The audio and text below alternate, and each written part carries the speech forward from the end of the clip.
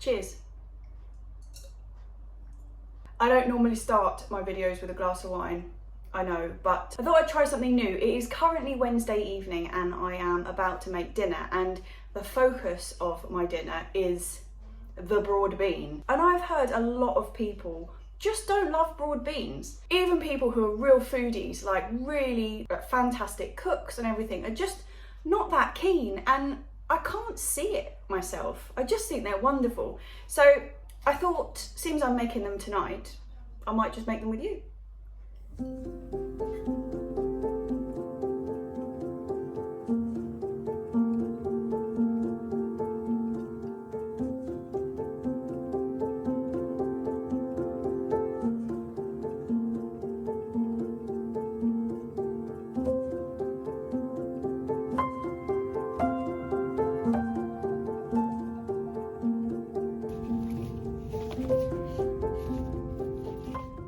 What I really wanted to focus on was the prep of the broad bean, because I think where most people go wrong is that they just don't cook them right, or they used to have them a lot as kids and they got that really like mushy texture and just not very pleasant. I think there's a lot of really bad childhood memories of broad beans out there, to be honest.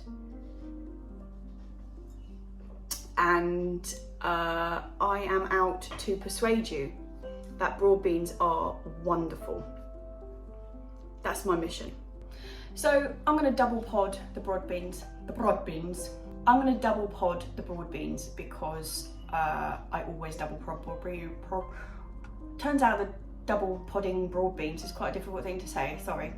I always double pod my broad beans because I don't like the texture of the inner pod. Like it's mushy. You know, like the classic broad beans that I think a lot of people have been traumatized with, that kind of pasty unpleasantness.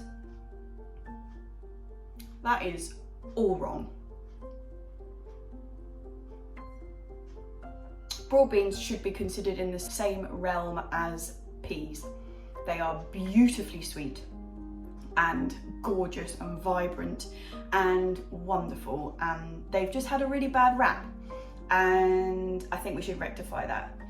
So I know a lot of people do really like to just have them with the skin on, and that's totally fine, but I don't particularly. But I don't devalue the broad bean because I don't like that skin, because if you've not liked broad beans before, honestly, at least give them a try this way, because they are fantastic.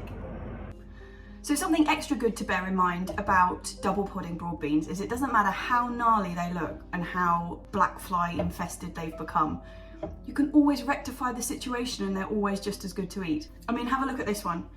The pod's been split, it's just riddled with black fly, and yeah, it's pretty grim, but that's going to be absolutely fine.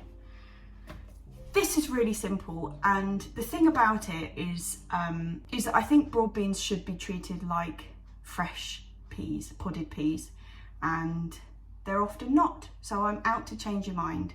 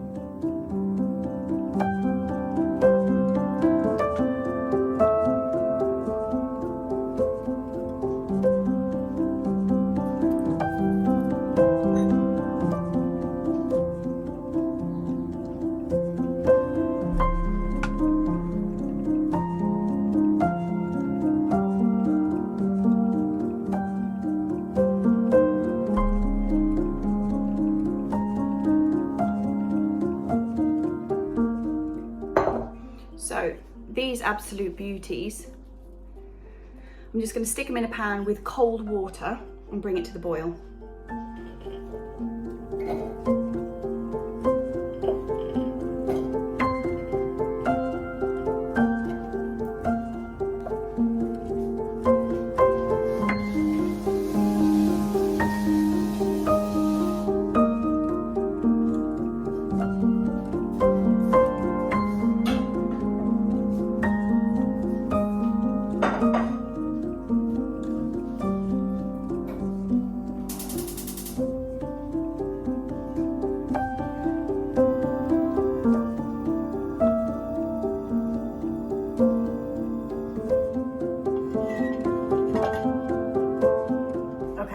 As simple as that. I'm just going to wait for it to get to the boil and then maybe give it 2-3 minutes. That's really all they need.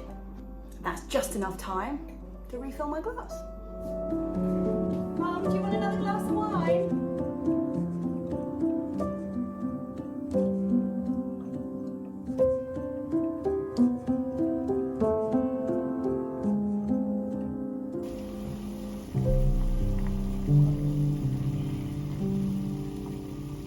So at that point, just when they start to come to the boil, if you are going to put them into something like a risotto, so the same way you would use fresh peas in a risotto, take them out now, double pod them, and then you're ready to do them again in anything that they're going to be cooked for a second time in. But because I'm just going to be having them as is when they've come out of there, I'm going to give them another 2 minutes or so, just so that they're cooked all the way through, because they're not going to be reheated.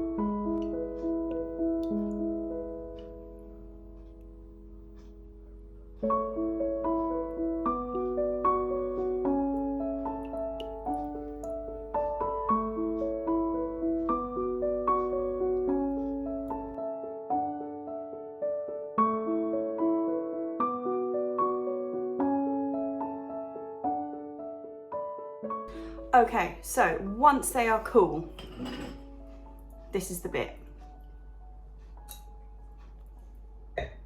I'm just going to drain off this water.